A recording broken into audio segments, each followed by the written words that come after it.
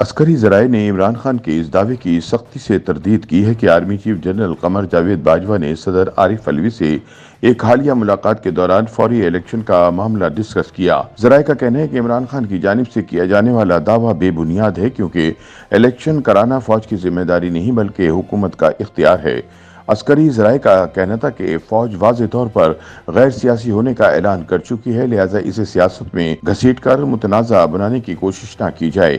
یاد رہے، عمران نے 18 نومبر کو لاہور میں صحافیوں سے گفتگو کرتے ہوئے دعویٰ کیا تھا کہ صدر عارف علوی کی آرمی چیف سے ملاقات ہوئی ہے، جس کا ایجنڈا جلد اور شفاف انتخابات کا انعقاد تھا۔ انہوں نے کہا کہ مسلح افواج کے سربراہ کی تعیناتی چیف جسٹس سپریم کورٹ کی طرح سینیارٹی کی بنیاد پر ہونی چاہیے۔ ایوان صدر کی جانب سے عمران کے دعوے کے حوالے سے کوئی رد عمل سامنے نہیں آیا، تاہم 18 نومبر کو ہی وزیر خزانہ اسحاق ڈار سے ایک اہم ملاقات کے بعد صدر عارف علوی کا یہ بیان سامنے آیا کہ وہ آرمی چیف کے تقرر بارے وزیر اعظم شہباز شریف کی جانب سے بھیجی جانے والی ایڈوائس پر عمل کریں گے۔ صدر عارف علوی نے کہا کہ میرے پاس وزیر اعظم شہباز کی ایڈوائس روکنے کا کوئی قانونی اختیار نہیں، اور نہ ہی میں نے پہلے کبھی اسی طرح کے کسی کام میں رخ نہ ڈالا ہے۔ دوسری جانب پی ٹی آئی نے بھی تصدیق کی ہے کہ ان کی قیادت ملٹری اسٹیبلشمنٹ کے ساتھ تنازع پیدا نہیں کرے گی، اور نہ ہی وزیر اعظم شہباز شریف کے ذریعے آرمی چیف کی تقرری کے عمل میں صدر علوی کوئی رکاوٹ ڈالیں گے۔ عمران خان کے قریبی ساتھی فواد چودھری نے کہا کہ آرمی چیف کے تقرر کے حوالے سے صدر جو بھی قدم اٹھائیں گے، اسے پارٹی چیئرمین عمران خان کی مکمل حمایت حاصل ہوگی۔ ایک ٹویٹ میں فواد نے کہا کہ نئے آرمی چیف کی تقرری کے حوالے سے صدر مملکت اپنی آئینی ذمہ داری ادا کریں گے۔ انہوں نے کہا کہ صرف یہ واضح کر دوں کہ صدر جو بھی قدم اٹھائیں گے، اسے عمران خان کی مکمل حمایت حاصل ہوگی۔ دوسری جانب نئے آرمی چیف کی تقرری کا وقت قریب آتے ہی اسلام آباد میں سیاسی ہلچل میں اضافہ ہو گیا ہے۔ وزیر خزانہ اسحاق ڈار کی صدر علوی سے ملاقات کے بعد وزیر دفاع خواجہ آصف نے اعلان کیا کہ منگل یا بدھ تک نئے آرمی چیف کے نام کا اعلان کر دیا جائے گا۔ دوسری جانب وزیر داخلہ رانا ثناء اللہ نے کہا کہ مشاورت مکمل کر لی گئی ہے اور نئے سربراہ کا تقرر 1-2 روز میں کر دیا جائے گا۔ حکومتی ذرائع کا کہنا ہے کہ پہلے مرحلے میں وزیر اعظم شہباز شریف کی جانب سے 2 لیفٹیننٹ جنرلز کو 4 اسٹار جنرل بنانے کا اعلان ہوگا، جس کے بعد نئے آرمی چیف اور chairman joint chief of staff کا اعلان بھی سامنے آ جائے گا۔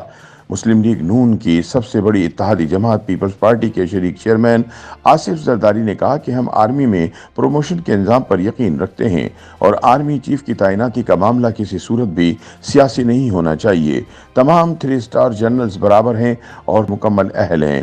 ان کا کہنا تھا کہ آرمی چیف کی تعیناتی کا معاملہ کسی صورت بھی سیاسی نہیں ہونا چاہیے، یہ ادارے کو نقصان پہنچائے گا۔ آرمی چیف کی تعیناتی قانون کے مطابق وزیر اعظم اتحادیوں کی مشاورت سے کریں گے۔ خیال رہے کہ وزیر اعظم اس وقت کورونا میں مبتلا ہیں اور اس وقت قرنطینہ میں ہیں، اس لیے شہباز شریف کے ایما پر اسحاق ڈار نے صدر علوی سے ملاقات کی تھی۔